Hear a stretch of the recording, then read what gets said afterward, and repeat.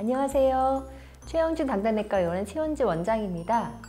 자, 오늘은 노인과 당뇨병 두 번째 시간으로 제가 노화와 당뇨병에 대한 얘기를 많이 해드렸는데, 그러면 노인 당뇨병 관리는 어떻게 해야 할까요? 사실 기본 당뇨병 관리와 똑같죠 뭐. 근데 노인 환자들은 좀 어떤 점을 더 포인트를 좀 강조하는 부분이 사실은 있거든요. 여러 가지 혈당 관리 제가 늘 계속 말씀드렸던 그런 거에 마찬가지 내용인데, 조금 더 포인트를 주자면 노인들은 이런 기본적인 그런 목표나 이런 여러 가지 치료 약제 선택에 있어서 노쇠 정도를 평가해서 그 목표를 잡자. 그게 이제 기본적인 원칙이에요. 기능이라던가 여러 가지 삶의 환경적 요인, 그리고 다른 환자의 그런 심혈관 합병증 유무라든가 이런 환자 상태를 개별화해서 노쇠 상태를 파악해서 우리가 약을 결정하자. 두 번째는요, 혈당 조절 목표 역시 6.5, 7.0 이렇게 딱 정하지 말고 노쇠 정도에 따라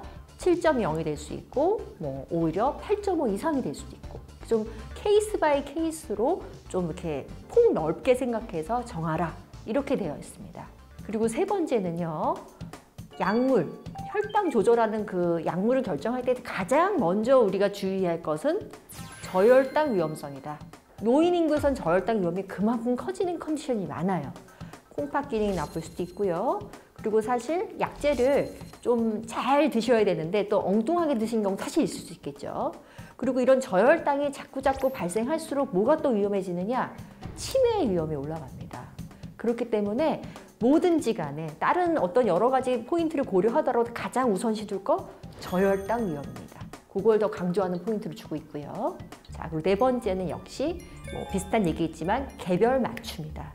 우리가 이제 살아온 세월이 있기 때문에 어떤 분들은 콩팥 합병증이 있을 수 있고, 어떤 분들은 또 눈, 망막 합병증이 있을 수가 있고, 또 어떤 분들은 심혈관 합병증이 있을 수도 있죠.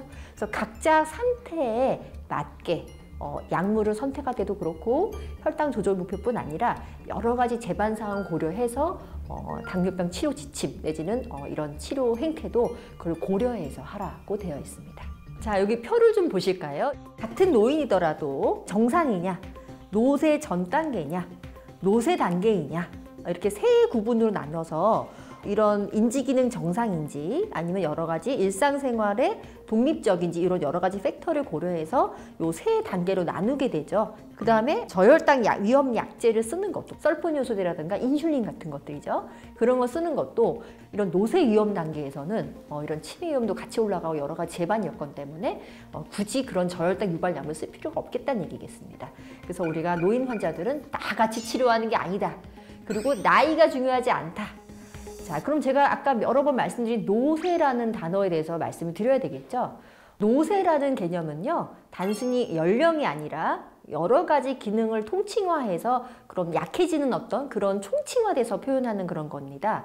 그래서 여러 학회에서 여러 가이드라인을 섞어서 쓰고 있지만 그나마 제일 쉽고 제가 보기에 전반적으로 표현된 진단 기준을 말씀드릴게요. 일단 첫 번째가 근육량 기준이 있어요. 근육량이 지난 1년간 10% 이상, 그리고 또 최근 6개월간 5% 이상 이렇게 급격히 떨어지는 근육량 감소가 있다. 이건 문제가 있다고 판단하는 거죠. 두 번째는 활력 감소, 그러니까 우울증. 이거 우리가 이제 단순히 이런 운동뿐 아니라 정신 상태에 대한 우울증을 얘기하는 겁니다. 그게 전신적 기력이 없고 활력이 없고 이런 것들로 우리가 포인트를 잡아서 이것도 있으면은 우리가 또 노쇠 위험 요인을 하나를 뽑습니다. 세 번째는 신체 활동량 저하라고 얘기할 수 있어요. 이거는 단순히 생각하시는 그 사회 활동 생각하시면 돼요. 외부에 약속 나가는 문제라든가 모임에 예전과도 거의 안 나가신다라든가, 청소일 같은 거 하는 것도 예전에는 매일매일 열심히 했었는데 이거 거의 안 하게 된다든가. 그러니까 사실 이게 브로드하게 한 20% 이상 내 활동력이 떨어져 있다, 이렇게 느낀다면 그것도 이런 활동량 저하로도 우리가 포함시킬 수가 있습니다. 자, 네 번째는 이제 좀 객관적으로 측정할 수 있는 부분인데요. 보행 속도를 또 꼽습니다. 보행 속도. 우리가 사실 진료실에서 여러 가지 이런 노쇠에 대한 평가를 대표적으로 하는 게 보행 속도 측정하고요. 그리고 일어나 보세요, 앉았다 일어나 보세요, 이런 것도 시키거든요. 그러니까 우리가 실제 액티비티, 이런 근육을 써서 움직이는 그 활동 그 수준이 어느 정도 되느냐. 그래서 어느 속도가 많이 떨어져 있다, 아니면 10번 이상 왔다 갔다 앉아가 잘 안 된다, 이런 얘기를 또 하기도 하죠. 자, 그다음 다섯 번째는 가장 쉽게 판단할 수 있는 건데요. 악력을 줍니다. 손으로 꽉 있는 힘껏 최대한 맥시멈으로 한번 당겨보세요. 이렇게 시켜와서 연령 대비 얼마큼 떨어져 있는지 이런 것도 볼 수 있습니다. 그래서 이 5가지 팩터를 봐서 3가지 이상 내가 문제가 있다라고 판단되면 노쇠라고 판단하는 거고요. 그 이하면 노쇠 전 단계, 하나도 걸리지 않으면 정상, 이렇게 보면 되겠죠. 그래서 그 3단계로 나눠서 우리가 노인 당뇨병에서는 치료 목표라던가 행태가 달라진다. 그래서 우리가 이런 게 5가지 기준을 다 또 혼자서 할 수는 없기 때문에 기본 설문지가 있어요. 그러니까 한국 노인학회 내지는 이런 학회에서 또 우리의 실정에 맞게 이런 설문지가 있거든요. 자, 1번. 지난 한 달 동안 피곤하다고 느낀 적이 있습니까?